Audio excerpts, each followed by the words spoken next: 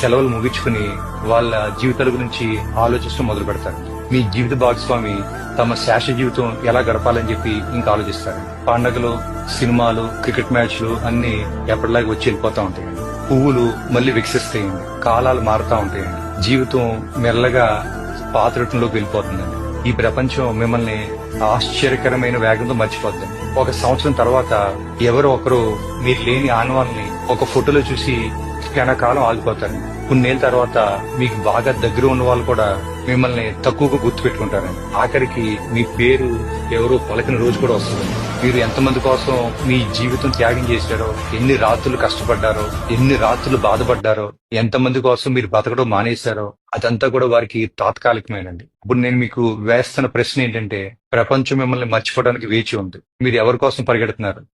మీరు ఎవరి కోసం ఆందోళన చెందుతున్నారు? మీ జీవితం మీది.